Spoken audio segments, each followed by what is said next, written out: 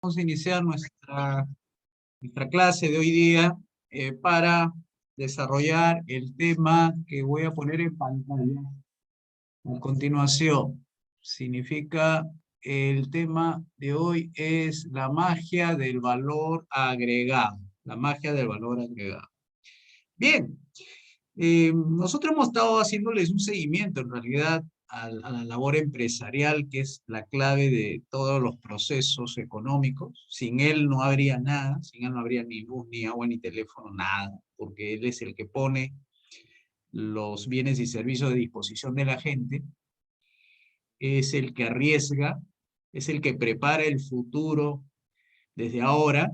Ahorita ya está planeando lo que va a vender mañana. Entonces, es un sujeto bastante importante que creo que yo, poca importancia desde el punto de vista explicativo en los cursos de microeconomía, macroeconomía, se le da a este héroe, ¿no? Nosotros los liberales clásicos sí le damos, ¿no? Pero fíjense que es el nivel político. Pero el nivel económico, la escuela neoclásica, que es la dominante en todas las universidades, casi no le da mayor importancia, salvo la función de producción que por ahí está entre los capítulos 6 y 7 de los libros textos de microeconomía básica.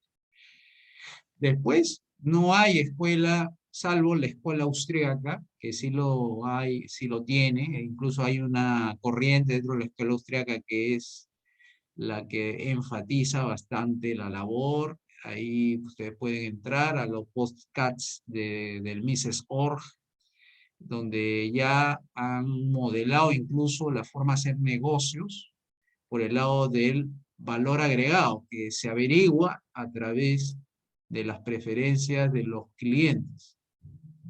Uno de ellos, que yo le hago seguimiento, tiene un podcast ahí en el Mises Org, que se llama Hunter Haas, así se llama. Y ustedes lo pueden ver ahí en Mises.org como una sección que se llama Entrepreneurship, así se llama la sección. Entonces Hunter Haas y su equipo, porque son varios, están dándole un lugar a la empresarialidad dentro del ámbito de la economía austriaca. Fíjense cómo ha ido ganando terreno. ¿Por qué? Porque la gente, en realidad, dentro del estatismo anda buscando soluciones para su falta de ingresos. Entonces busca maneras de cómo enfrentar a una economía casi totalmente intervenida. Y eso es una ayuda, por lo menos un paliativo, ¿no? Ya saben que en el estatismo no hay soluciones definitivas, son medidas parches, son curitas, que eso se trabaja para que la gente tenga ingresos, mejoras en la seguridad, en la educación, salud, con cambios profundos. Y eso se llama reformas, reformar, darle forma a la forma, implica una decisión política, ¿no? Entonces, lo que vamos a ver hoy día tiene que ver mucho con ese acto empresarial de la empresarialidad, que no es otra cosa que ese estado de alerta al descubrimiento de oportunidades de ganancia que otros no lo han visto y actúen en consecuencia. Y en ese acto empresarial está la creación de bienes y servicios. Por eso nosotros, al escribir este primer párrafo, nosotros enfatizamos que una de las principales motivaciones que tienen los empresarios es la de obtener una recompensa a su esfuerzo. Una recompensa a su esfuerzo. Eso se llama lucro, por si acaso, ¿no? O sea, es una recompensa a un esfuerzo productivo, porque implica darle valor a la vida de gente que anda buscando soluciones. Cuando uno va al mercado y compra papaya o compra pollo, está buscando soluciones. O sea, los consumidores buscan soluciones.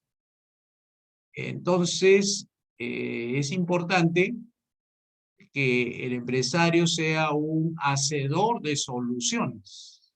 Bien, entonces, ese esfuerzo tiene que estar recompensado. Nadie regala su trabajo, nadie regala tiempo si es que no es por una buena causa, pero no siempre lo va a hacer. El resto del tiempo trabajamos y brindamos servicios o productos o bienes que implica inversión de tiempo, esfuerzo, creatividad e incluso jaquecas, dolores de estómago, etc. Bueno, uno tiene que buscar una recompensa por ese esfuerzo. Ya saben que hay 4 formas de recompensarse, ¿no? Una es 2 por actividades que realizan los seres humanos de manera activa. Necesitas el concurso laboral para recibir una recompensa. Y hay otros 2 que no requiere el concurso humano, sino el resultado de la colocación con éxito de un factor productivo. Y ahí hablamos de capital y ahí hablamos de recursos naturales. Cuando se tiene esos 2 de propiedad, uno recibe rentas, ingresos por saber colocar con éxito allá en el lugar donde más se necesita. Por ejemplo, una concretera, una que hace la mezcla de cemento con hormigón y piedras. Ese aparato tú lo puedes tener en tu casa y por una eventualidad sacas una contratación de una empresa constructora que necesita esa máquina alquilarla. Es decir, la necesita para poder terminar un edificio de 5 pisos. Y eso le va a tomar por lo menos 2 meses a lo más. Cada día que va pasando, tú facturas, esa máquina factura 500 soles. 500 soles diarios. ¿Ah? Entonces, eso es el trabajo de la máquina, no es tu trabajo personal. Así que tú le alquilas a la empresa y la empresa te paga por el número de días utilizado y eso va a tu cuenta bancaria o va en cheque o por un yape, etc. Entonces, ahí hay un capital que trabaja por ti. El recurso natural, un terreno alquilado, trabaja por ti. Tienes ingresos sin tener que trabajar. Esas son 2 formas de ingreso, la activa y la pasiva. En eso consiste el esfuerzo productivo, ¿no? Realizar tareas que mejoran la vida de mucha gente. Entonces, ¿en qué consiste el truco aquí de la magia del valor agregado? Consiste en descubrir ese valor que enriquece a la gente. Y eso es lo que vamos a explicar ahora. Hoy día voy a hacer un poco de texto, o sea, voy a explicar un poco de los fondos de este tema y después con una gráfica, vamos a visualizar cómo es el proceso de agregación de valor en cada etapa de la producción.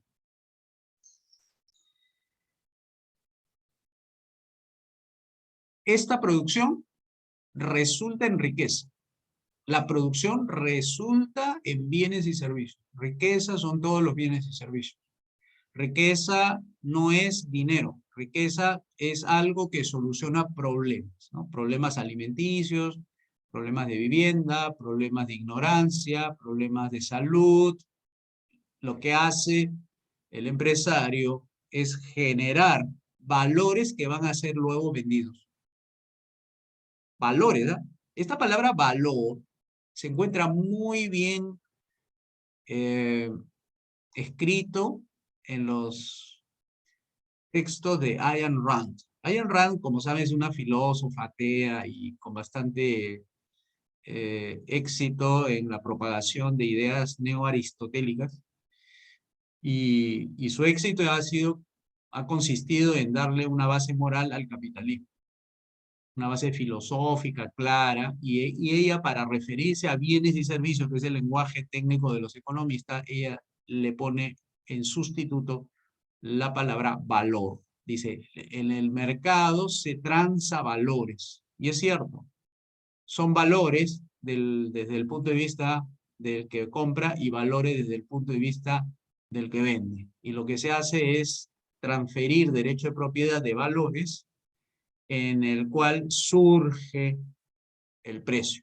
El precio vendría a ser el costo de lo que yo pago por obtener ese valor que va a enriquecer mi vida, ¿no? Enriquecer significa dejar de tener molestias. Por ejemplo, una molestia es tener hambre. Entonces, lo que hace el empresario es generarte un valor, el alimento, ese se llama valor, y tiene la propiedad de saciar el hambre. O sea, tiene un efecto en tu cuerpo, un efecto biológico, que tú lo percibes o lo has experimentado previamente y pagas por ello. Ese precio es el costo, en realidad, para ti, ¿no? Porque estás cediendo una parte de tu propiedad en forma de dinero, y el dinero es un valor que se intercambia, ¿no? Dinero por bienes. Y ese valor que se intercambia, que es un precio para ti, pero es un valor para el que lo recibe, es la transacción. Eso es un acuerdo. Uno cede una propiedad para recibir otra propiedad. Hablando en términos jurídicos, ¿sabes? En términos económicos sería cedo, intercambio, un dinero por un bien. Bien por la naturaleza de la palabra, bien es lo que genera beneficio, lo que genera bienestar. En el ámbito concreto, significa que tú solucionas tu problema con el bien, y el empresario que ha producido el bien para ti soluciona su problema, que puede ser un problema de inversión, un problema financiero, y finalmente cuando cuadra las cifras y se ve utilidad, se ve ganancia, se ve lucro, entonces él puede, mediante el lucro, mejorar su estándar de vida a través de la compra de bienes y servicios en mercados. Esa es un poco la variable precio. ¿Cómo entra el precio entre los valores? Es el costo a pagar por un valor que vas a recibir. Ese es el primer párrafo. Sobre este primer párrafo, ¿tienen alguna pregunta que realizar?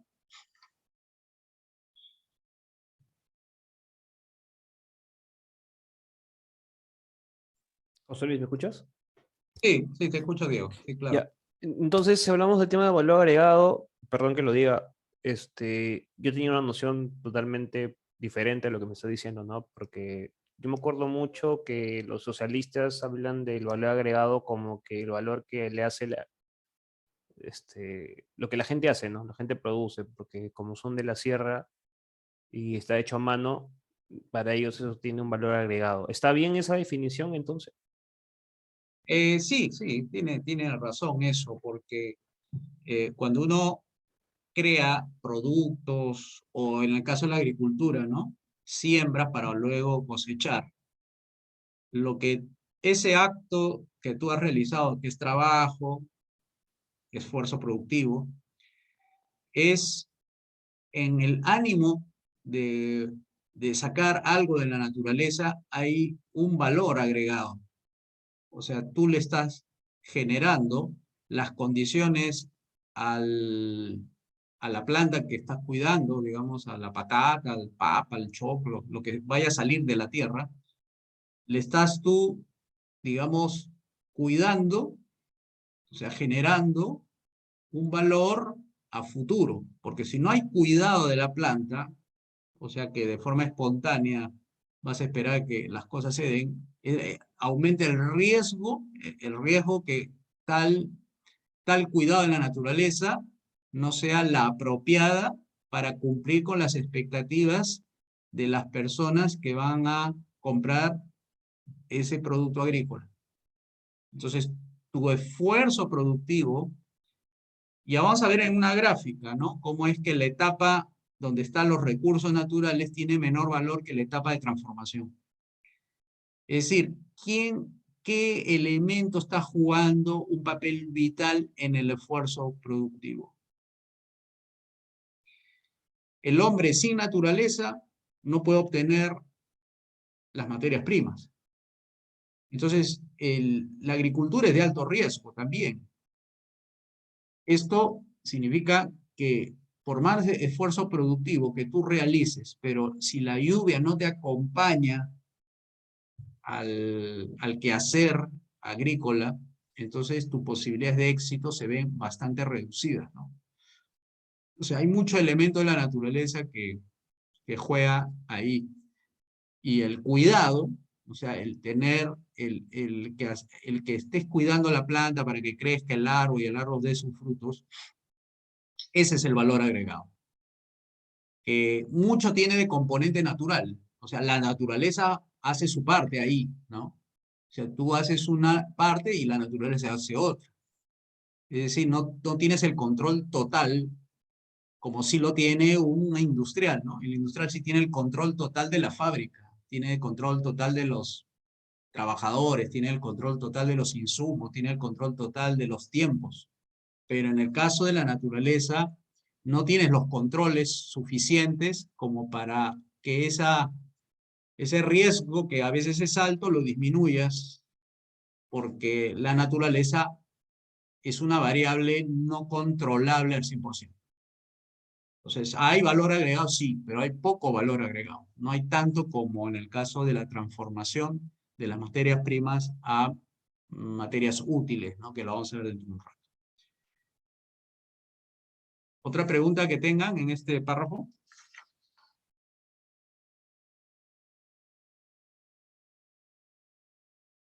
Bien, entonces, debemos señalar lo siguiente. Ahora que vamos a explicar un poco cómo poner en utilidad, esa es una palabra que también es importante, utilidad. Poner en utilidad algo que está en su estado natural a un estado útil requiere un proceso. Y ahí entra dos variables. La variable tiempo y la variable valor. Por ejemplo, un producto se elabora con tiempos y valores. Si el tiempo para producir un producto es amplio, digamos, es grande, es dispendioso, es largo, entonces el valor del producto aumenta.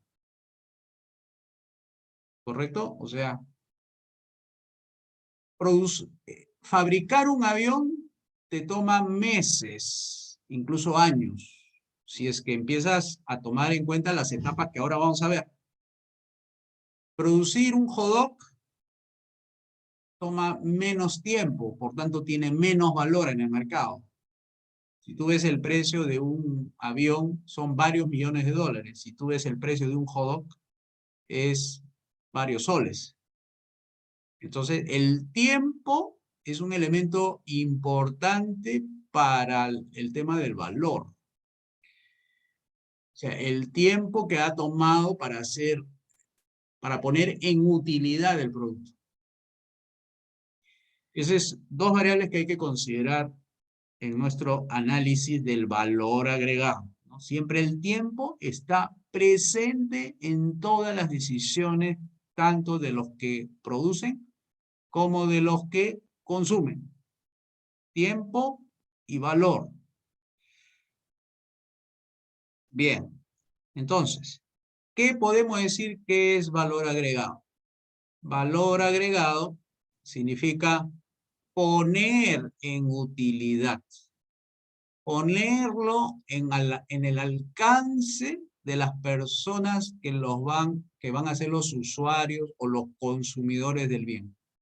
Es poner en utilidad, hacerlo útil. No es lo mismo poner en las manos de tu cliente una mesa desarmada, o sea, con sus patas de las mesas en un lado, el tablón por otro lado, los tornillos en una bolsa, ¿no es cierto? El desentornillador, un martillo. Si te lo dan desarmado, esa condición que tiene el producto es de baja utilidad. La gente se lleva la mesa, no se lleva las herramientas y la mesa desarmada para que tú lo armes en tu casa.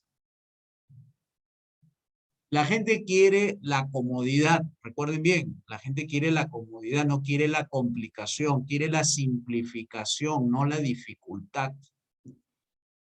Entonces, mientras tu producto sea útil, sea simple, sea entendible, sea manejable, tiene más valor que aquel producto que es más complicado, que requiere un esfuerzo productivo para armar la mesa. Por eso que el costo del producto desarmado es menor que el costo del producto armado.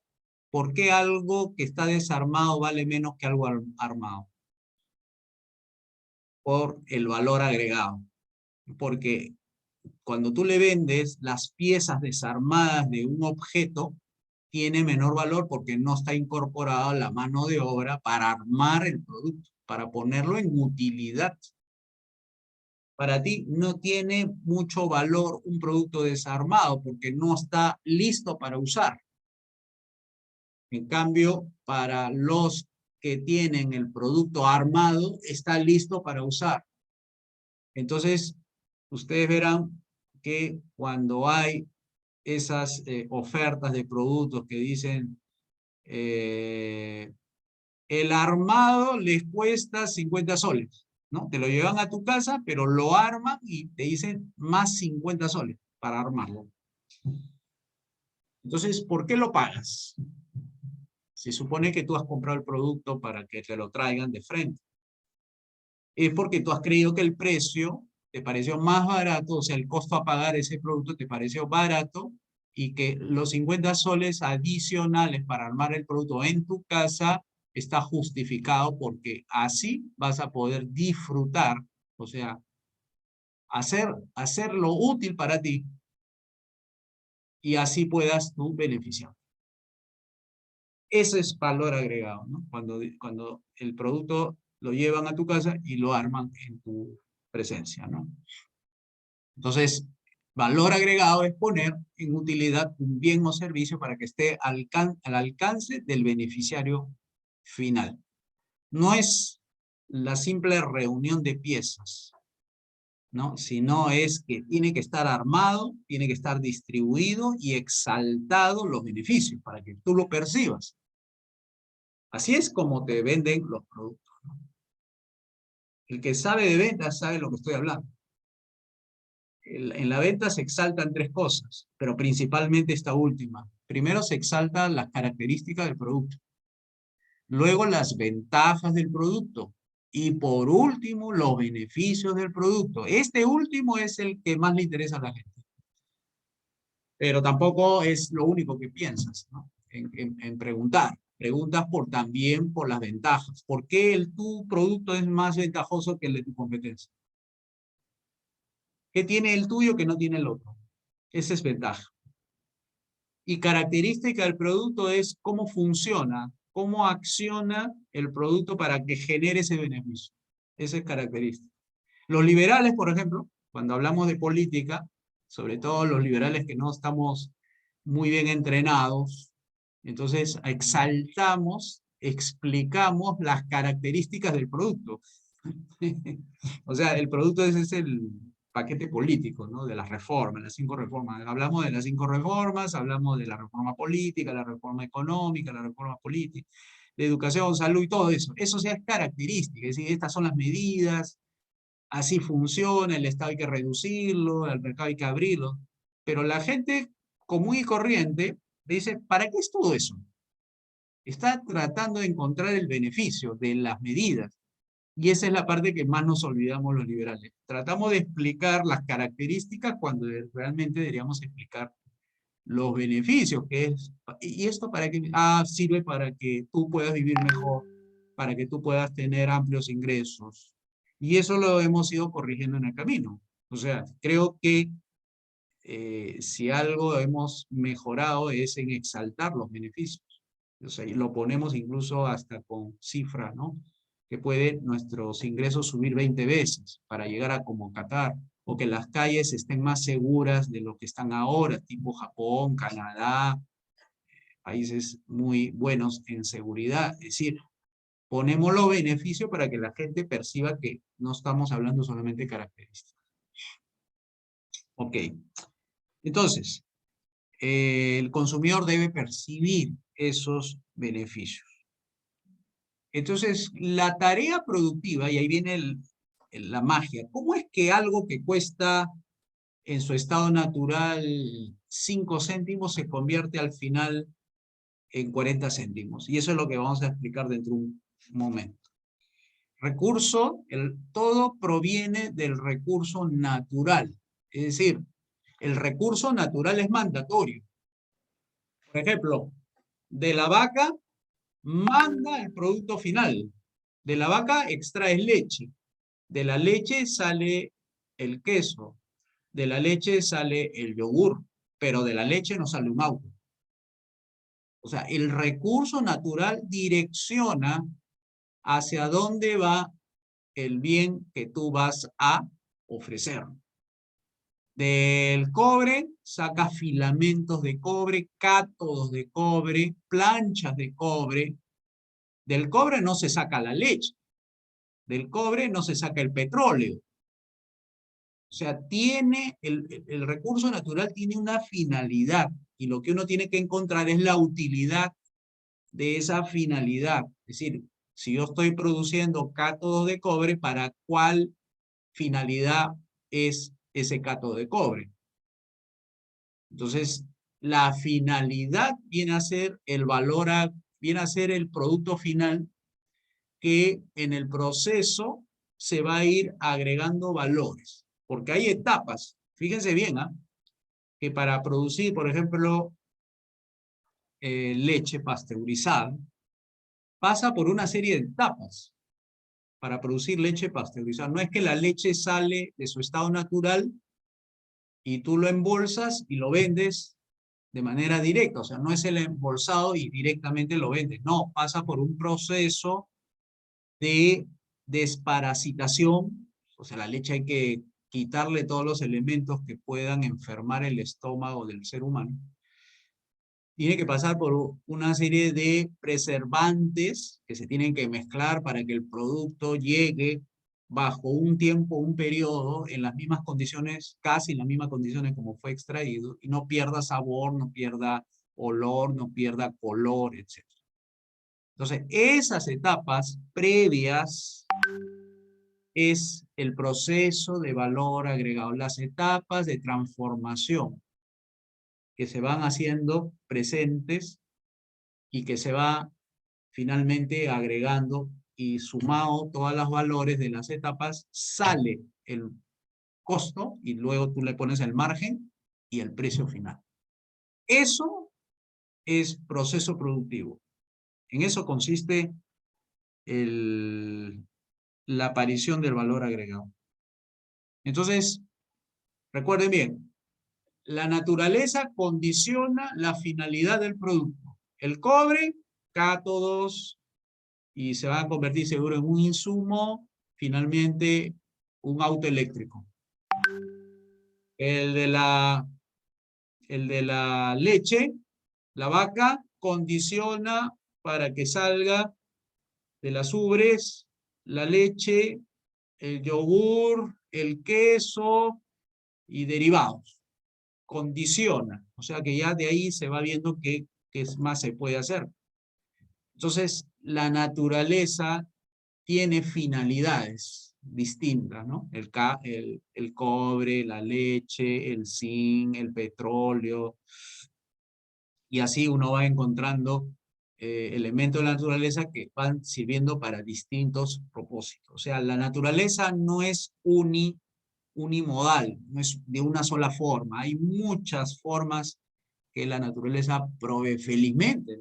Imagínense que si la naturaleza solamente proveyera un solo tipo de producto, ¿no? ¿Qué tendríamos? ¿Qué tipo de economía tendríamos? ¿No? Ahí es el proceso productivo, lo que hace el empresario. Pero hay una etapa que nosotros vimos en las sesiones anteriores, que para llegar a esa hipótesis comprobada, es decir, ya sé qué es lo que la gente quiere, tienes que primero descubrir el valor. O sea, la gente está pidiendo valores y antes de lanzarte a un proceso productivo, tienes que descubrir qué valor está persiguiendo la gente. Porque la gente, como es en parte hedonista, o sea, busca el placer, busca la comodidad, pero también busca resolver problemas urgentes. Entonces, ¿en qué está, digamos, obligado el productor a realizar? En averiguar, en descubrir qué valores está persiguiendo la gente. Entonces, si tú le agregas comodidad, le agregas placer, le agregas información, le agregas rapidez, le agregas reconocimiento, apreciación, influencia, desarrollo o transformación personal, estás agregando valor a su vida. Brian Tracy, que es uno de los que yo menciono al final como bibliografía, en las estrategias de venta, te dice los 10 tipos de beneficios, o sea, valores que se quiere beneficiar el sujeto. Hay personas que buscan lo básico, ¿no? Porque tienen capacidad económica limitada, busca alimentarse. Pero hay otros que tienen capacidad económica muy alta y buscan incluso cosas trascendentales en su vida, un cambio de imagen, un cambio personal, transformación espiritual, ¿no? Un encuentro consigo mismo. Entonces son niveles que van ascendiendo conforme la capacidad económica va haciéndose cada vez mayor. De lo básico, lo material, a la parte mayor, que los marxistas dicen la superestructura, ¿no? O sea, cultura, religión, cosas inmateriales, etcétera, acá. Y la estructura es lo que está abajo, lo que condiciona la abolición de las personas, su modo de comportarse, de tipo burgués, así dicen ellos. Entonces, esas condiciones materiales van a ir relajándose en el camino a la medida que tu capacidad económica va aumentando, ¿no? ¿Hasta aquí tienen alguna pregunta que quieran realizar?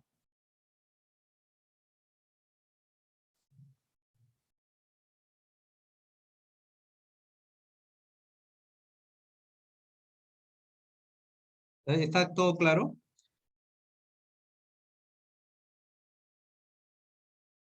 Ok, vamos entonces a la variable tiempo. La variable tiempo. Le quiero hacer una pregunta y me la contesta. Me hacen, si quieren, la interrupción cuando lo necesiten. ¿Cuánto tiempo demora producir un pan?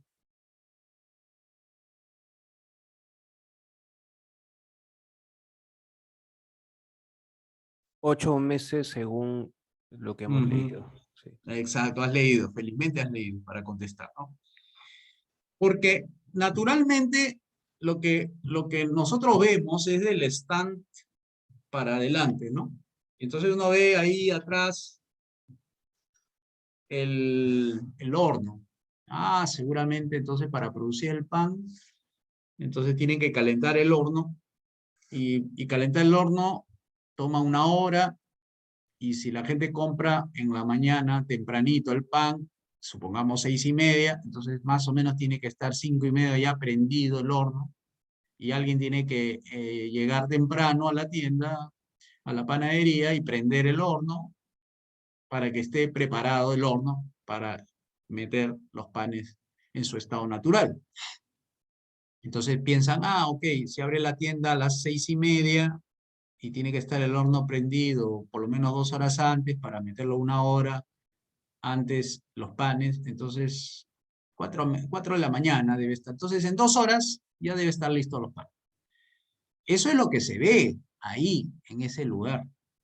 Pero lo que no se ve es cómo ha llegado ese insumo básico de la panadería que se llama harina de trigo a ese lugar. Porque sin harina de trigo no puede haber pan, o por lo menos pan de trigo. Y uno hace la averiguación y se da cuenta que no son 2 horas, sino son varios meses, debido a que La harina de trigo,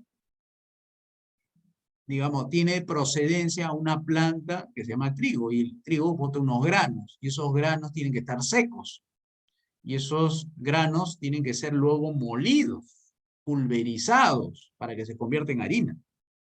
La planta de trigo no crece en 2 horas, la planta de trigo crece en varios meses.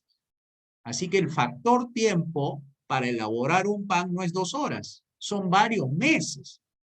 O sea, las cadenas productivas que hablamos ahorita están considerados desde el momento en que la semilla del trigo empieza a brotar sus raíces para luego crecer, madurar y volverse una planta que arroje los granos de trigo. Fíjense ese proceso, ¿no? Desde la agricultura comienza el caso del pan. Desde la agricultura comienza la etapa de provisión de trigo en estado natural para luego pulverizarlo, convertido en granos secos en un molino que luego lo va a su vez a distribuir. Entonces toma 8 meses.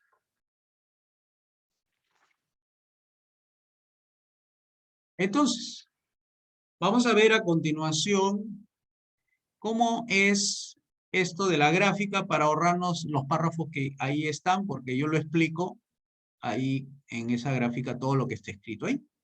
Vamos a ver a continuación. Vamos a desconectar de acá y nos vamos a la gráfica que está aquí. A ver.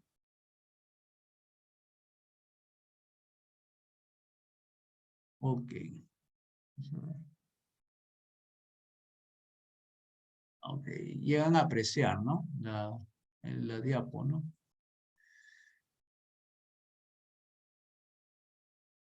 ¿Llegan a ver la diapo? Ok, creo que recién, ¿no? Sí, profesor, sí se está viendo. Ya, muy bien. Entonces, vamos a comenzar con un modelo, así le decimos nosotros, modelo para explicar un fenómeno. Vamos a emplear el modelo de 4 etapas, así se llama. 4-stage model se llama, así lo dice el profesor Márquez Couso. 4 etapas productivas. Vamos a comenzar con la primera etapa productiva. La primera etapa productiva es la materia prima. ¿Qué es materia prima? Todo elemento directo e indirecto de la naturaleza. ¿Qué puede entrar ahí? Agricultura, minería, pesca, ríos, lagos, todo lo que pueda salir de esa naturaleza. Por ejemplo, materia prima, quieres extraer cobre, entonces también la minería tiene sus etapas.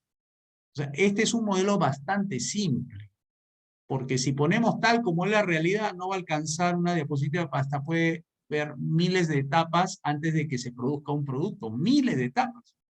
Pero la economía encontró una forma de explicarlo de manera simple. Entonces, la primera etapa está la materia prima, que si tú quieres sacar cobre, dentro de esa etapa de materia prima están las cientos de etapas para extraer cobre. Primero comienza con un denuncio minero, ¿no? Una fase de exploración, luego de la fase de exploración se darán cuenta si tiene digamos, el yacimiento minero, los grados de ley, como le dice, el grado de concentración de la mina, etcétera, y si vale la pena y si ven la profundidad necesaria, entonces extraen y se van a la etapa de explotación, y la fase de explotación es una inversión millonaria, donde tienen que comprar equipos, herramientas, volquetes, y empiezan a cortar la tierra o cortar el cerro o hacer tajos a profundidad para extraer el mineral. Ahí hay muchas etapas, pero esa etapa, que para economía es la etapa de materia prima, nos va a dar el cobre en su estado natural. Y así va a ocurrir con la planta de trigo. Hay muchas etapas de crecimiento de la planta, y también en el esfuerzo productivo del agricultor hay muchas etapas, ¿no? Desde la compra de fertilizante, echar el agua, irrigar, cuidar, abonos, removimiento de tierras, etcétera. Y eso son varias etapas, varias etapas. O sea, la materia prima hay que extraer la naturaleza manteniendo las leyes de la naturaleza, de alguna manera respetándolas para que puedas extraer esa materia prima en su estado natural. Pero la materia prima no tiene ninguna utilidad para el ser humano. Decir que el Perú es rico porque tiene muchos árboles de madera, de cedro, de caoba en Madre de Dios, eso no es cierto. El Perú no es rico porque haya muchos árboles. El Perú es rico por los bienes transformados de la naturaleza, es decir, de la extracción de madera en Madre de Dios. ¿Cuántos muebles he podido fabricar? No es el número de árboles lo que hace rico un país, es el número de muebles que se han fabricado producto de la materia prima que ha sido extraída de Madre de Dios. Así es como es la riqueza. La riqueza son los bienes útiles. Esos bienes útiles es lo que le otorga valor y le agrega comodidad, le agrega, hay una lista ahí que puse, ¿no? Agrega placer, comodidad, reconocimiento, apreciación, etc. O sea, son muchos beneficios que solamente te lo puede decir el que lo compra. El producto en su estado natural no sirve. Segunda etapa. Aquí viene el esfuerzo productivo. Hay que transformar la materia prima. Eso se llama manufactura. Industrializar, transformar, es lo que buscamos en la producción. Eso requiere inversión. Inversión para la materia prima significa el cuidado de la naturaleza, extracción de la naturaleza, de los productos en su estado natural. La manufactura hay más inversión. Ahí vamos a explicar por qué. Y hay herramientas, equipos, mano de obra, hay fábricas, hay organización empresarial, hay pago de mano de obra, pago de materia prima, pago de máquinas, pago de administradores. Entonces, la manufactura es la segunda etapa. O sea, ya has transformado la materia prima en un elemento útil. La tercera etapa. Una vez que ya tienes producido el producto de la segunda etapa, viene la comercialización al por mayor. La comercialización al por mayor, que viene a ser en el mercado de bienes. Recuerden que el mercado de bienes es distinto al mercado de factores. El mercado de factores es donde tú compras lo necesario para producir. Y esas son las dos primeras etapas. Es la gráfica de la teoría del empresario capitalista, donde habían dos etapas. La primera etapa, la empresa compraba, y la segunda etapa, la empresa vendía.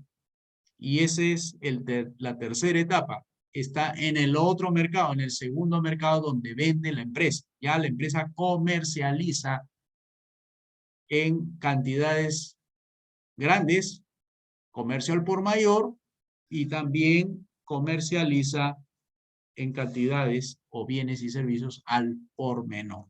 En la sesión número 3 vimos el mayorista y el minorista.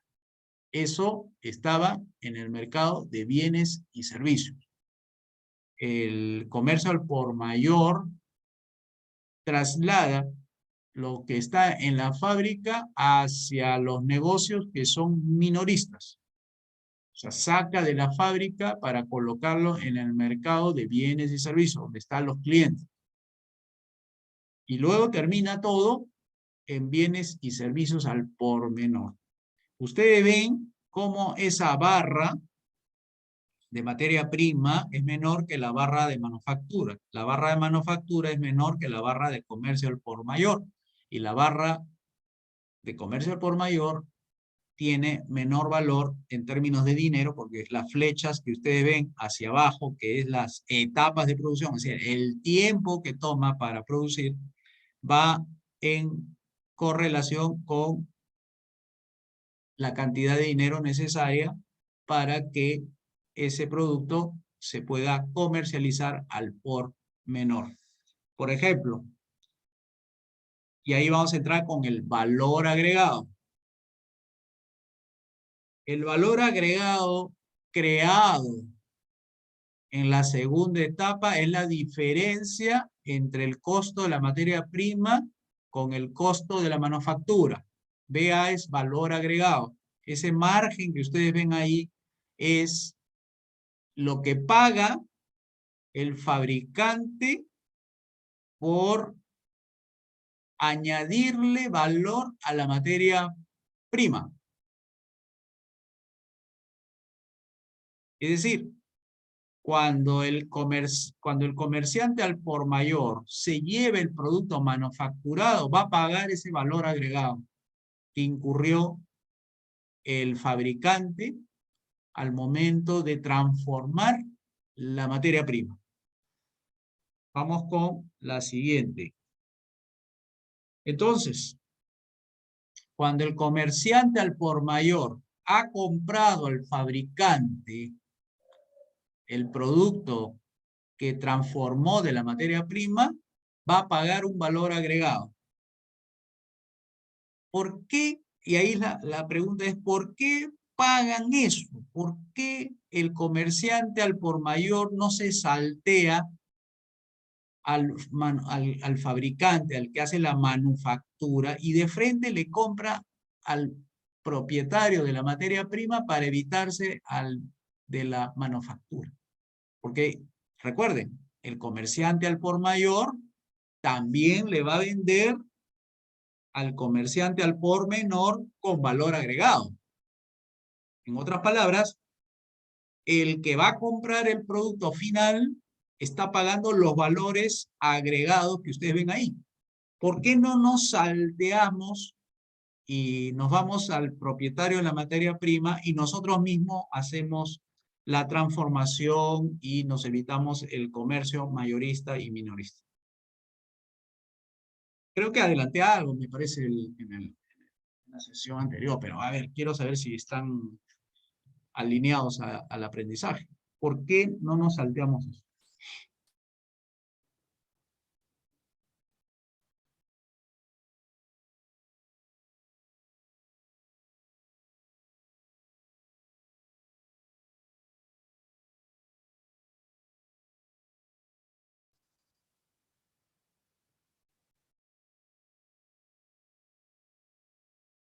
Miren cifras, vamos a poner las cifras.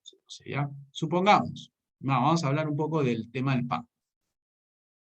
La planta de trigo produce granos de trigo. Y los granos de trigo es justamente lo que se necesita para convertirlo en harina de trigo, que es el insumo básico para hacer el pan. Si tú dices, ¿cuánto es la cantidad necesaria de granos de trigo? ¿Y cuánto cuesta eso para producir un pan? Más o menos es 5 céntimos. O sea, la planta, le estás pagando al agricultor por su mano de obra, por el cuidado de la planta, por hacerla crecer y además botar los frutos, le estás pagando 5 céntimos de manera directa, donde la mano de obra de él es cuidar la planta, hacerla crecer, desgranar y ponértelo en un saco y te lo pone ahí en la chacra y tú te lo llevas. 5 céntimos es el pago que tú estás realizando por llevarte los granos de trigo necesarios para hacer un pan, un pan, nada más estoy poniendo el costo de un pan, cuánto te va a costar en términos de granos directamente de la naturaleza.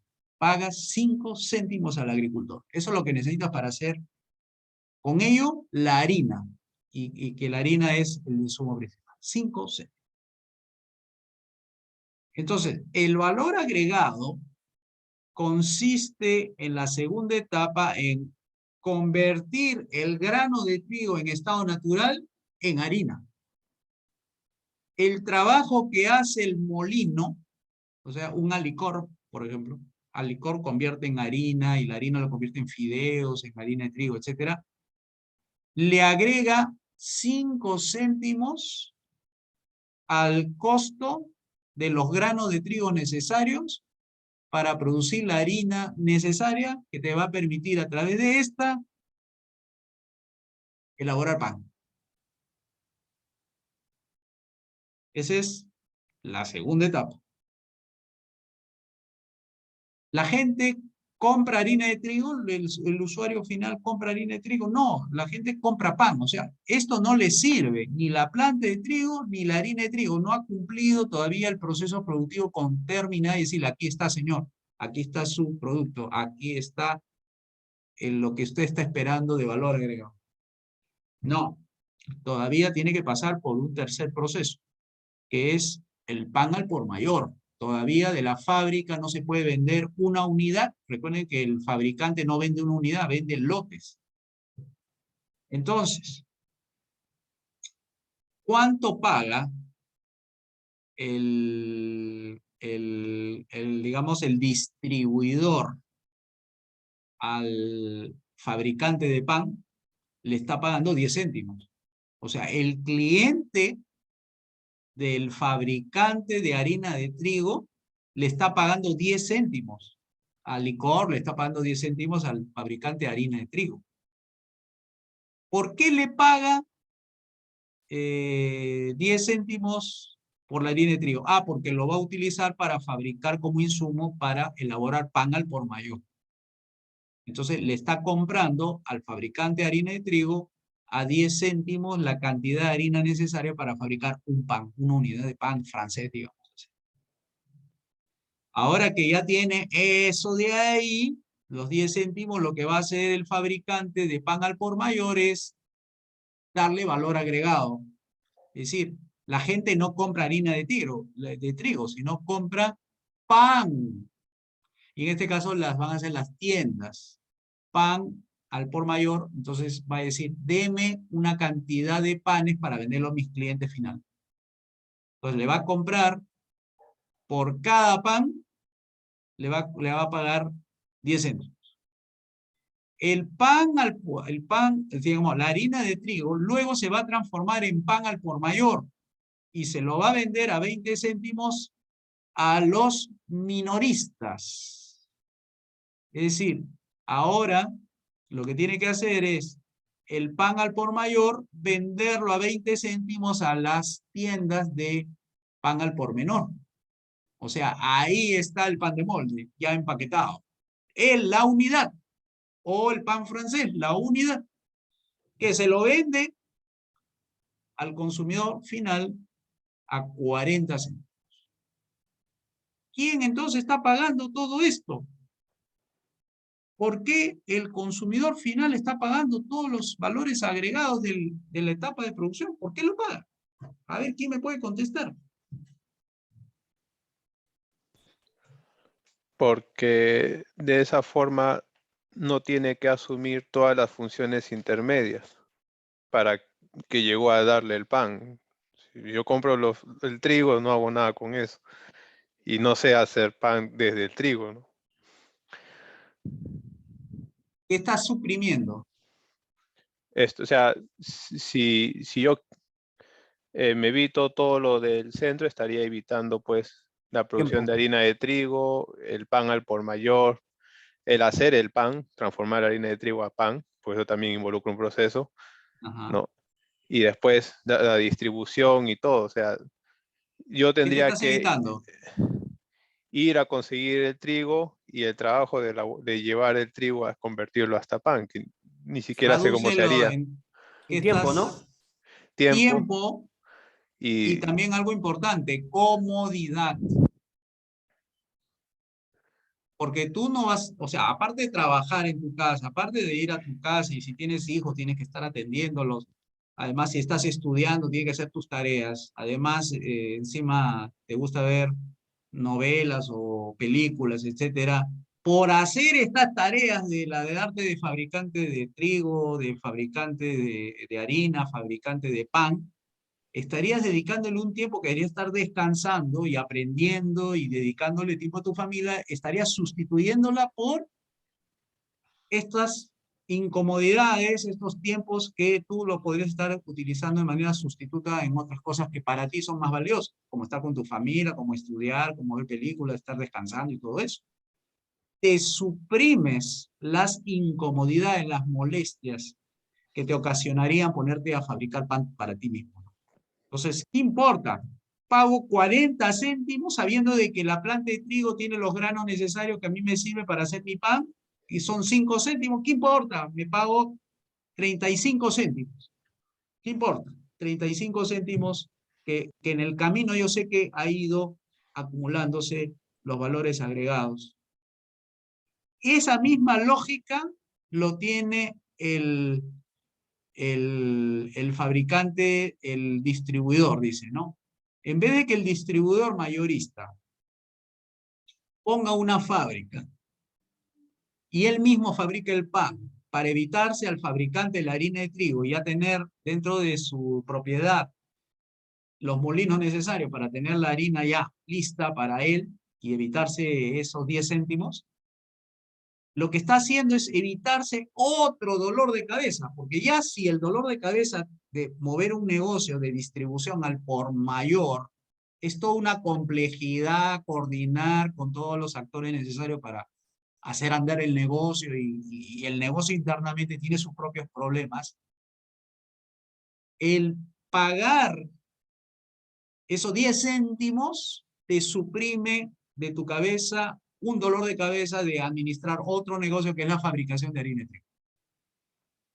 O sea, imagínate, ¿no? O sea, aparte de ser distribuidor, ser fabricante, ¿no? Tu cabeza estaría en dos cosas. Y de hecho, otra cosa, la ley de la ventaja comparativa. Nosotros no podemos ser buenos en todo. Nosotros somos buenos en uno más que todo, eso sí, pero no podemos ser equivalentes a hacer todo bien. Siempre uno tiene determinada disposición a hacer unas ciertas actividades mejores que otras. Eso es natural porque la aptitud en los seres humanos son diferentes. Su disposición a resolver problemas son diferentes y uno mismo se da cuenta que uno es bueno en esto y no es bueno en esto. Entonces entrarías en muchos costos adicionales a algo que no eres bueno para eso, ¿no? Y asimismo, el fabricante de harina de trigo se suprime un malestar de su cabeza, una incomodidad de tratar de controlar la fábrica y además controlar el campo, ¿no? Donde se encuentra ahí las plantas de trigo, porque tiene que coordinar el envío de los granos de trigo, embolsarlos, ponerlo en saco, embalarlos y subirlo a un camión, y ese camión tiene que llevarlo a donde se encuentre la fábrica para procesarlo y convertirlo en harina, y el cuidar la planta, que crezca, que la naturaleza sea propicia y que haya el agua necesaria, que los fertilizantes y todo eso que requiere. Otro proceso productivo aparte del que está ya haciendo, que es la de fabricación de harina de trigo. ¿Qué importa? Pagaré 5 céntimos, pero ya me evito el problema en mi cabeza de estar preocupándome que la planta crezca. Por eso pagamos esas diferencias de valores agregados, porque buscamos comodidad, buscamos hacer actividades que sí no son más competentes que otras, y le damos a otros la posibilidad que ellos sean y que nos lo pongan de manera más fácil esos requerimientos que hacemos, ¿no? Entonces, eso es la razón de por qué la economía se moderniza, porque si no hubiese esas recompensas económicas por los esfuerzos productivos, nadie se dedicaría a plantar trigo, nadie se dedicaría a fabricar harina de trigo, nadie se dedicaría a distribuir el pan al por mayor y menos al por menor. Hay la recompensa que existe en el proceso productivo. Entonces, felizmente. Bien, esto es para que vean cómo es a escala local, ¿no? Si quieres, bueno, a escala nacional. Este modelo de 4 etapas también es aplicable para el comercio internacional. Y vamos a poner un ejemplo. A ver, el hierro. El hierro que se extrae en la parte sur del Perú. En lo que antes era Hierro Perú. Lo sacan en bruto del Perú. Pero el hierro es exportable. O sea, no es un producto que lo requieran aquí, más lo requieren afuera, porque tiene sus clientes. Y el envío de onzas, toneladas de hierro, tiene unos clientes afuera que le compran el hierro en bruto en el Perú. O sea, Ohio, que es un estado, hay empresas que compran hierro bruto en el Perú. Comprar en Estados Unidos hierro de afuera significa importar. ¿Y para qué lo necesita el hierro? Lo necesita como insumo para transformar el hierro en fierro. Porque Ohio y las empresas de Ohio tienen unos clientes en la tercera etapa. El cliente de las empresas peruanas es las empresas de Ohio. Entonces le exporta hierro a las empresas de Ohio, le vende hierro. Eso se llama exportación, pagar por el envío de productos o servicios.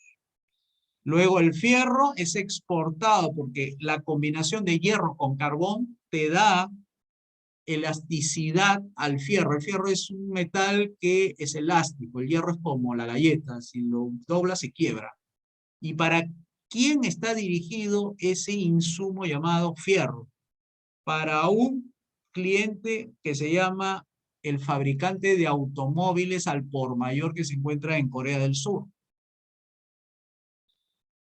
Necesita el insumo principal. Para fabricar automóviles hay un insumo principal que se llama unos rodillos de hojalata de fierro, que luego son exportados de Ohio hasta Corea del Sur y le dan cortes a esos latones. Son como unos cilindros enrollados de fierro. Entra a la fábrica, entra un robot, los engancha por los costados y la mano de los robots empieza a jalar y vienen unos brazos mecánicos y empiezan a cortar. Le empiezan a dar de guardafango, la maletera, del chasis y todo eso. Pero necesitan el fierro, la plancha de fierro, las bobinas de fierro. Su cliente de las empresas de Ohio son las empresas importadoras, en este caso, dedicadas a la fabricación de automóviles, que están en Corea del Sur. Ahí está. Y luego, ese automóvil que está al por mayor es vendido como automóvil al por menor a los Estados Unidos. O sea, el proceso de las 4 etapas también es de validez universal. Se aplica en los mismos términos. Es decir, el hierro en bruto es un insumo o es una materia prima necesaria para fabricar el fierro que le va a servir a los fabricantes de automóvil usarlo para luego venderlo a gran escala y luego a menor escala. Si queremos hacer cifras de esto, sería así más o menos. La cantidad de hierro necesario para la elaboración, para la fabricación de un auto, más o menos aproximadamente es $40. El hierro, ¿eh? Sin valor agregado, porque el valor agregado va a venir luego en fierro. ¿Cuánto vale el fierro necesario? O sea, las láminas de fierro necesarias para fabricar un auto. $140. Recuerda que esto es economía escalar, ¿no? O sea, estás hablando de miles de autos. Ahí viene el valor agregado. Convertir el hierro en fierro requiere un procesamiento, mano de obra, capital, máquina, fundiciones, estrategias empresariales, administradores, etcétera, insumos. $140 la lámina de fierro necesaria. Luego, ¿cuánto vale el auto fabricado una vez utilizado el fierro? Cuando yo estuve en Corea del Sur, por el año 98, ¿ah? Estaba en la fábrica de Hyundai. Pregunté por uno de esos autos que estaban listos para ser embarcados en unos buquetanques. ¿Cuánto está ese modelo, el Lantra? Entonces ahí el representante, el que nos estaba haciendo la guía para ver la fábrica, $850. $850. Ese auto ahí estacionado. Fíjense, 850. Ese es el valor agregado. Transformar algo que está en $140, que no sirve para el uso final, y convertirlo todo eso en $850. La mano de obra, los accesorios, la llanta, la palanca de cambio, los asientos, la luz, el cableado, el tacómetro y todo eso. Fíjense, miren, $850. El modelo más barato, ¿eh? Sí, Diego. Y una pregunta. El tema de el valor agregado, el precio final no depende entonces de cuánto cueste, o sea, el fierro, qué tan barato esté, simplemente, por ejemplo, ¿no? Hay carros que cuestan una barbaridad de dinero. Ajá, Un Tesla, por ejemplo, cuesta un montón de plata. ajá, Y hay carros que cuesta, no sé, pues, tal vez mucho menos. ya. Como también hay carros que son muy similares, que cuestan mucho y, y otros cuestan menos. Por ejemplo, hay los carros chinos, ¿no? Que a veces los infravaloran. Ajá, Hay un tema también de valor agregado por el tema de marca también, ¿no? Entonces, ajá, exacto. Eso es lo que valora el mercado. ya, o sea, claro. A ver.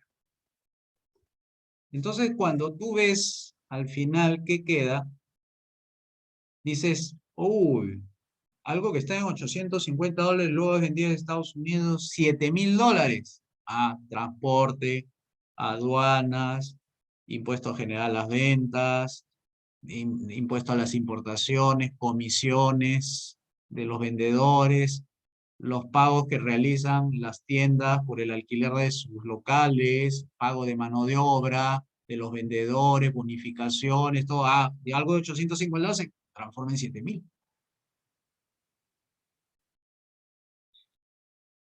Yo he explicado el proceso productivo, pero eso no quiere decir que esta explicación de que aumenta de 40 a 140 y 40 a 850 y 850 a 7.000 sea el proceso de formación de precios. No estoy diciendo eso, ¿ah? Estoy simplemente señalando, indicando cómo es, cuánto vale las etapas del proceso productivo. ¿Por qué digo esto? Porque creo que la próxima semana vamos a ver cómo los costos determinan el precio. O sea, no todo lo que es costo determina el precio. A ver, se lo pongo de otra manera. La única manera de saber si algo puede o no puede costar es por su precio. ¿A qué me refiero con eso? El precio manda el costo, no el costo manda el precio. Porque si incurrimos en ese error, estaríamos dándole la razón a los marxistas. Porque los marxistas dicen, el trabajador aporta valor al producto y el empresario no se lo reconoce. Y por tanto eso se llama plusvalía. Un no reconocimiento de un aporte en términos de valor al producto final. Con este ejemplo creo que voy a clarificar. Cuando tú le pagas al trabajador, por ejemplo, 850 del total de 7.000 y el empresario vende 7.000 el producto y dice que el costo del producto está determinado por la mano de obra, le estás robando al trabajador. Porque si el costo determina el precio y él lo vende a $7.000, hay una diferencia que el empresario se estaría quedando. ¿Me entienden, no? ¿A dónde voy? Si el costo determina el precio y yo lo vendo a 7.000 y yo le estoy pagando a los que han participado en el proceso de creación del valor 850, quiere decir que entre 850 y $7.000 hay un margen de ganancia, ¿correcto? pero ese margen de ganancia no es del empresario, sino es del trabajador. Es decir, es algo que tú no le has pagado al trabajador porque el trabajador fue el que determinó el precio a través de su mano de obra. Esa es una falacia, eso es lo que tratan los marxistas de decir, que al trabajador en el capitalismo se le roba. Y no es así, es el precio que determina el costo, no el costo determina el precio. ¿Puedes repetirlo, por favor, profe? Sí. Repito, el precio determina el costo de los productos. Por ejemplo, si tú dices, el pan vale 40 céntimos, tú no puedes fabricar un pan que cueste 60 céntimos y porque te cuesta 60 céntimos, se te tiene que pagar 60 céntimos.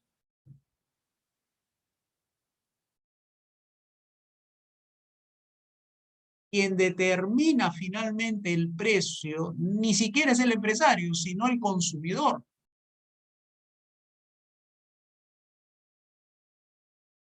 Si el consumidor cree que lo que tú estás ofreciendo no vale $7.000, ese producto no se vende.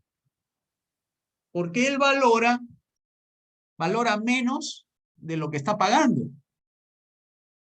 Entonces, ¿qué es lo que determina que tú vendas o no? Depende de quien te compre. Si el que te compra valora más de lo que está pagando, te paga.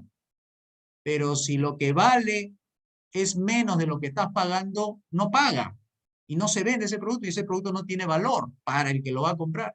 Porque en una economía de mercado no es la voluntad del vendedor como se venden los productos, es la voluntad del comprador como se inicia la venta de un producto. ¿Se entiende eso o no? Porque es importante este tema de los precios. O sea, Los precios es un acuerdo. el empresario determina un precio y él inicia la etapa de negociación, o sea, la etapa de, ¿cómo se llama? Propone un precio. Propone un precio. Ahí comienza todo, ahí comienza todo. Propone y el otro ve si Y es el o no otro es. ves, ya. Y entonces, ¿en qué parte es donde entra la visión marxista? En que se le debería pagar por el precio del producto. En que se debería reconocer que los valores no lo crea el consumidor, sino lo crea el trabajador. Porque él puede decir, a mí me costó una barbaridad este producto, me costó, no sé, a ver, imagínense el pan. Se pone alguien a hacer el pan y le sale a 10 soles cada pan francés. Entonces, según la lógica marxista, si a él le costó 10 soles hacer el pan, hay que pagarle 10 soles. Porque si tú le pagas menos, a él está robando su esfuerzo productivo. Pero eso ya es un tema incluso subjetivo del trabajador, ¿no? O sea, que aplique esta manera de ver las cosas. Esa es ideología, pues. Claro. Cuando la ideología colisiona con la realidad, es eso, pues. Entonces luchan los trabajadores por que se les reconozcan el pago de esa plusvalía. Por eso no aceptan los beneficios empresariales. ¿Y de eso vienen las utilidades? Claro, las utilidades vienen después. Cuando ya haces ingreso menos costos, ves cuánto es el margen y eso se llama utilidad, ¿no? O sea, tienes que deducir gasto administrativo, gasto financiero, gasto operativo, y recién, a ver, después de haber pagado a los bancos, de haber pagado a los trabajadores, de haber pagado todo, ves si ganaste o no ganaste. Profesor, buenas noches, disculpe. Sí, dale. En vez de la palabra subjetivo, ¿no sería objetivo lo que acaba de decir Diego? O sea, porque si el trabajador él está, digamos, por ideología, está determinando que si el precio del consumidor es el precio que se le tiene que pagar, él es el mismo el que está aduciendo, ¿no? Que ese precio es el que se le tiene que pagar, ¿no? No creo que sea objetivo, no creo que la palabra sea subjetivo, sino objetivo, ¿no? En economía hacemos la distinción siguiente. Hay la teoría subjetiva del valor y la teoría objetiva del valor. La teoría objetiva es la teoría marxista, es la teoría que habla de que el costo de los productos determinan el precio y el costo principalmente, o sea, el que le da el valor a las cosas, el que interviene, ahí es el trabajador. Por eso estaba hablando, ¿no? Desde el punto de vista del trabajador, para ellos es objetivo, ¿no? Pero en cambio Sí, el valor así pero es. en realidad es subjetivo porque siempre tú tienes que tener como referencia el que te va a terminar consumiendo el producto que tú pones en el mercado. Así es. ¿No? El valor de las cosas no es objetivo, el valor viene de afuera hacia adentro. Cuando digo de afuera, es la persona. Digo, yo desde afuera veo que tu producto para mí vale, o yo desde afuera veo que tu producto no vale. Las cosas por sí mismas no tienen valor, sino alguien le da valor a las cosas. Claro, es el consumidor el que le asigna ese valor, ¿no? Pues porque Exacto. puede ser el caso que alguien dice, pues, mi producto podría, ya, vale 7.000, pero finalmente nadie compra y al final lo vas a terminar bajando y bajando, bajando hasta que sea el cliente el que diga, ya, a este precio yo sí te lo compro, ¿no? Y entonces digamos que un trabajador por unidad vendida, él dice, ¿no? ¿Sabes qué? La diferencia entre 850 y 7.000 es mi valor agregado, ¿no? Pero ¿qué tal si te quedas en negativo y finalmente el auto lo vendes a 600? Claro, ¿No? Entonces es una mentira eso que se está diciendo que sea objetivo desde el punto de vista del trabajador, ¿no? claro. ¿No? O Entonces sea, no el va, costo ¿no? no determina el precio.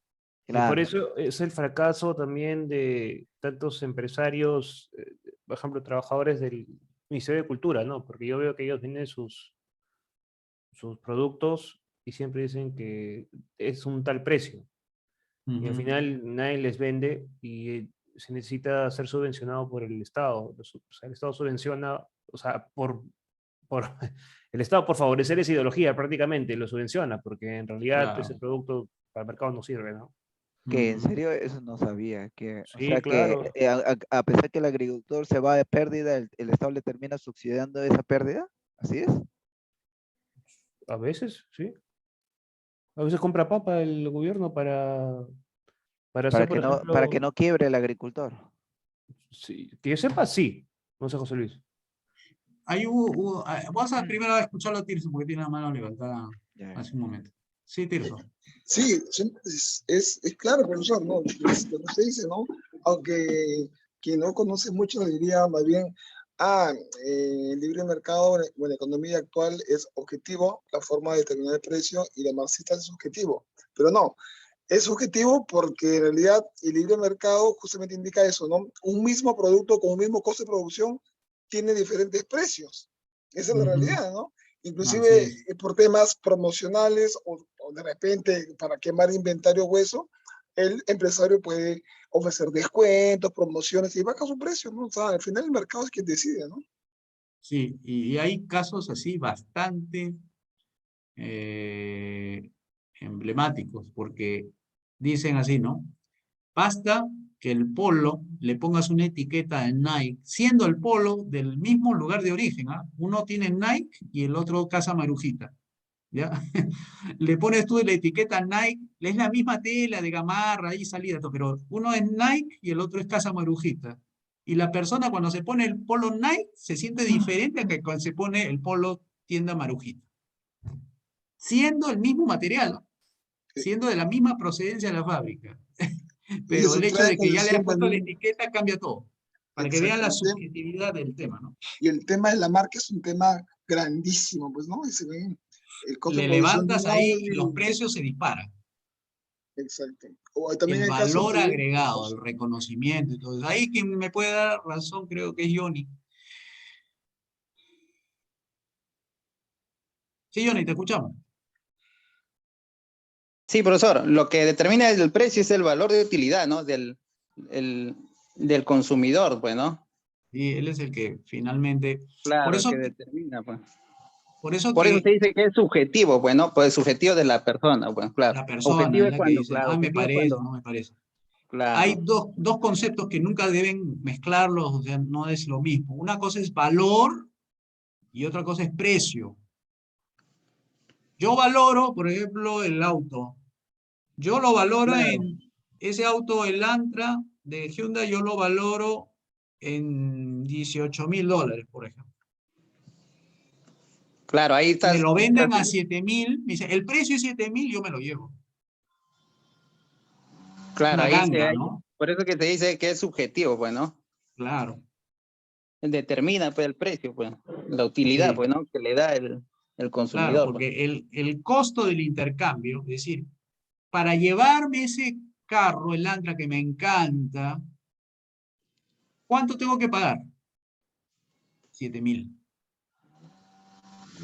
El que hace eso se lleva el carro a 7.000, no es que esté valorando en 7.000.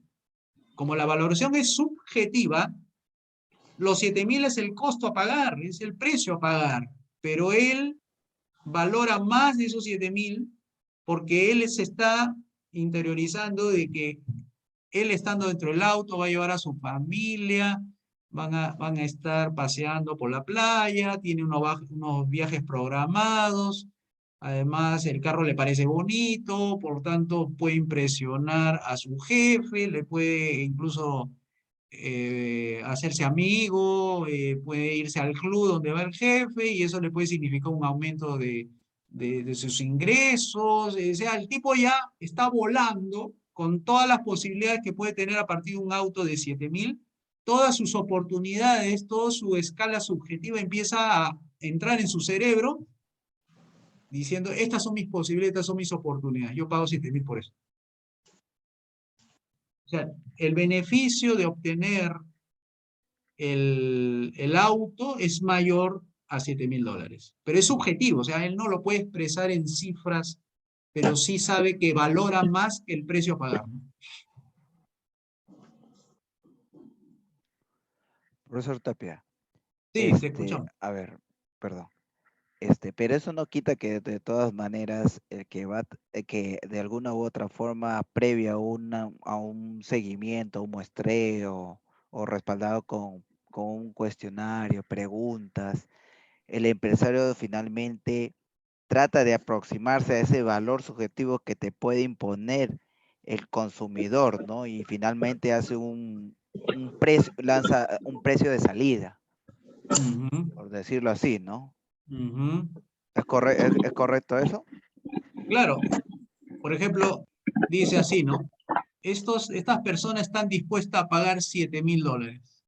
Entonces, mi esfuerzo productivo radica en encontrar el hierro necesario, los trabajadores adecuados, las máquinas apropiadas y los gestores con las aptitudes necesarias para tener un auto por debajo de 7.000, o sea, a 850 dólares. O sea, yo me sujeto a lo que más o menos me están diciendo el mercado, cómo me pagarían si yo vendo un auto con estas características, y por eso viene la información recogida del mercado, más o menos aproximada, porque es una foto del momento, y luego yo hago todos los esfuerzos para que esos 7.000 al momento de producir sea menos, cosa de que entre la diferencia entre los 7.000 y lo que a mí me cueste hacerlo, tenga un margen de ganancia.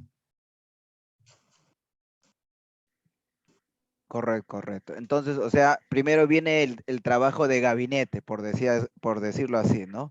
Viene el trabajo de gabinete, ya encuentras, más o menos te aproximas al valor subjetivo del consumidor y todo el proceso viene desde ahí hacia atrás, ¿no? Empezando a buscar al Sí, mayorista, al fierro y al hierro, ¿no? Así, exacto. ¿no? Ya. La teoría que vimos era la teoría del empresario capitalista. ¿Se acuerdan que todo comenzaba con un empresario que tenía la idea de un negocio, donde preguntó en el mercado cuáles eran sus necesidades y eso le llamaba descubrimiento de oportunidades, es decir, un desequilibrio momentáneo que tenía la gente porque buscaba un auto y él vio que había una oportunidad subyacente que él solamente lo vio y no el resto de crear un modelo económico del Antra, etcétera, que le diera comodidad a la gente y economía para no pagar tanta gasolina y que pudieran entrar 4 personas. Todo eso es la idea del negocio. Luego va al mercado y empieza a averiguar quién se puede asociar con él. Si es que, como es una fábrica grande, pues a veces no tiene todo el dinero necesario en el capital. Y se asocia con un capitalista. Entonces él le comenta al capitalista, le dice, mira, si hacemos unos autos que al final lo vendemos a 7.000 dólares, esto sale. Y la idea es comprar en el mercado de factores el fierro necesario, con las calidades necesarias, tenemos que ubicar a los dueños de las máquinas, de los robots, con la tecnología, que lo hagan rápido, al menor costo posible, que emplee menor energía, combustible, y la fábrica tiene que estar cerca del mar, para que de ahí el transporte naviero se lo lleve y llegue al consumidor final. Y ahí vimos cómo luego pasaba de la producción a la venta final, es decir, en el mercado de la riqueza, donde estaba el cliente final, donde tenía que ser vendido el producto. Entonces, pasa siempre por la idea del negocio, que luego pasa por comprar los insumos, la mano de obra, las máquinas y los gestores, y luego los gestores coordinan todo internamente, cómo se produce, se fabrica y luego se vende. Eso es. O sea, lo que ustedes ven acá en la parte de hierro, para atrás es la idea del negocio.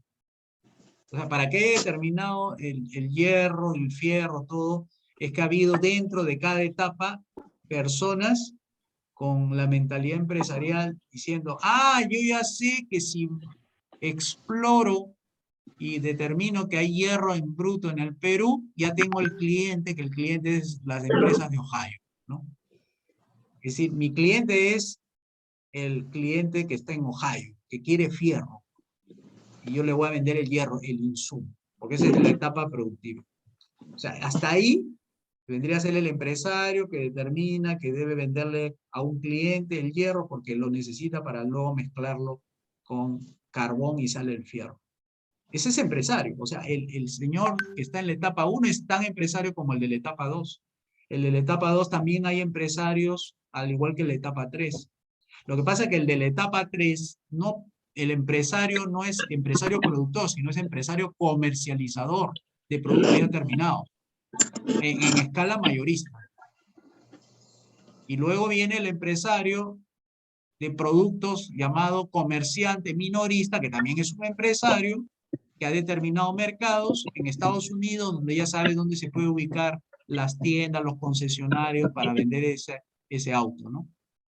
O sea, cada etapa hay empresarios, hay trabajadores, hay capitalistas, hay gestores de empresas que participan para generar el hierro en bruto. Después, en la segunda etapa, el fierro en bruto. O sea, ahí hay competencia dentro de cada etapa. Competencia por capital, competencia por mano de obra, competencia por capitales, competencia por insumos y competencia por empresarios. En cada etapa hay eso. A ver, Johnny. Una pregunta. Sí, profesor. Ahorita estamos viendo sobre el valor agregado de los bienes, ¿no? Lo que son producción de bienes, pero también hay valor agregado en lo que son servicios, ¿no? Bueno, está dentro, Ahí hay servicios. Claro que hay Claro. servicios. Eso es un Servicio, servicio. por ejemplo, sí, por ejemplo, hay empresas, por ejemplo, una odontología, ¿qué valor agregado ofrecería a sus clientes, ¿no? Para diferenciarse, ¿no? De la competencia, ¿no? En odontología, ¿no? Claro, en diferentes Sí, los servicios, por ejemplo, ámbitos, ¿no? Claro, Claro. hay los servicios, por ejemplo, que son personales, significa buena atención. Significa Claro, que la extracción de un diente no le causa tanto dolor como el del otro. Él se diferencia en extraer dientes sin dolor. claro, como hay también competencia y por decir, no es lo mismo que vendan ropa en gamarra, ¿no? Y el cliente que se vaya, por ejemplo, a Saga, eso, ahí le ofrece un valor agregado, quizás la manera como atiende, el ambiente, ¿no? Sí, los También negocios tienen valores agregados distintos. Esto es más o menos claro. productivo, ¿no? Pero hay de servicios. Claro, valor agregado de servicio, pero ahorita estamos viendo en lo que es producción, ¿no? Exacto. De Pero bienes, ¿no? dentro de De bienes. producción hay servicios. Por ejemplo, el servicio de una persona que trabaja para una empresa o que suelda, o sea, junta piezas, el servicio de soldado, por ejemplo. El servicio de limpieza de la fábrica. Hay servicios dentro de la fábrica de fierro, como de hierro, como de automóvil. Hay servicios también. Claro, es el valor agregado para la producción, ¿no? Y se incorpora dentro de los costos de producción al final. Claro, para los costos, sí, pues. José, la ultimita más. Sí. Y si, por ejemplo, el valor agregado también podría ser que, por ejemplo, yo te transporto el fierro a Ohio.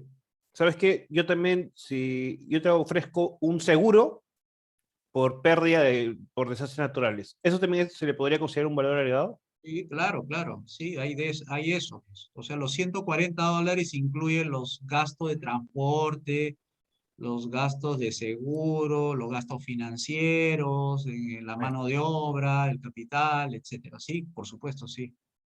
Sí hay todo eso. Sino que yo lo he simplificado, ¿no? Porque como es economía y no es gestión empresarial lo que estoy enseñando, entonces un poco para que vean por el lado económico, pero sí, dentro de la gestión empresarial hay todo eso que tú señalas. Bien, entonces podemos ir cerrando con conclusiones. Ya saben, las etapas de oferta que hemos visto la semana pasada tiene mayorista y minorista que lo hemos visto ahora como servicio productivo. Las etapas toman tiempo. No es de la noche a la mañana las cosas, no es que, como el caso ahí está. ¿Por qué razón hay inflación? Porque ha habido tanto dinero distribuido y había tantos y pocos productos que habían en el mercado que el dinero supera en valor a la cantidad valorada de productos. Entonces se genera la inflación. ¿Por qué? Porque la velocidad del consumo siempre es más rápido que la velocidad de la producción. O sea, consumir algo es inmediato, pero producir algo no es inmediato, toma tiempo.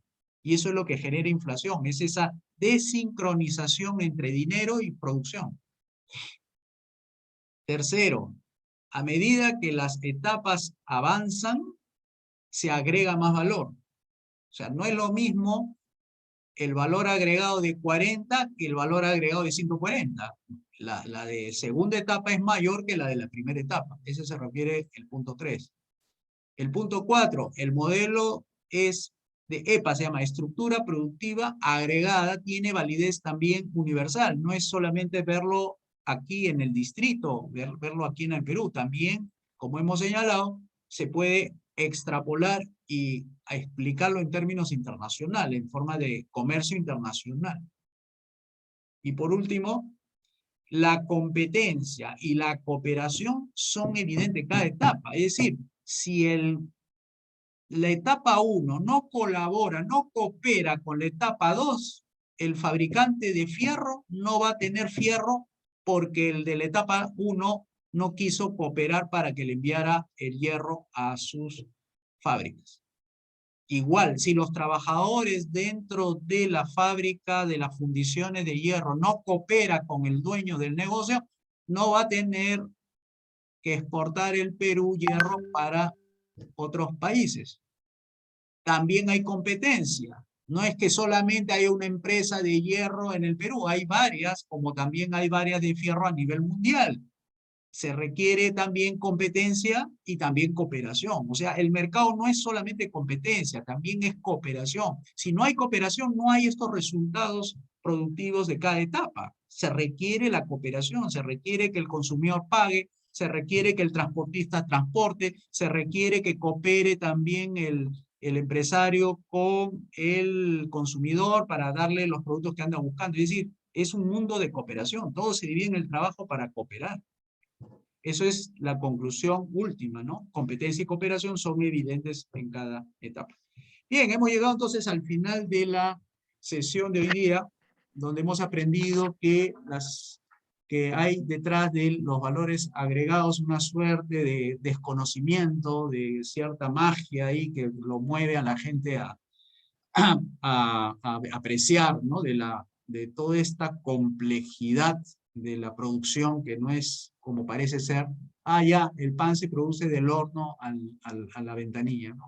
No, hay todo detrás, hay todo un mundo que explicar a la gente. Por eso, siempre, siempre, cuando escuchen eso de que el gobierno vaya a regular, vaya a normativizar, vaya a fiscalizar, no sabe en qué se está metiendo, porque ya esto que le estamos explicando, el hecho de la coordinación económica entre etapa y etapa, eso no está en la mente del burócrata. El burócrata cree que es una cosa simple, es como la de ventanilla del panadero. Ahí está el negocio, ahí acaba todo. No, señores, esto todo está encadenado, es una malla.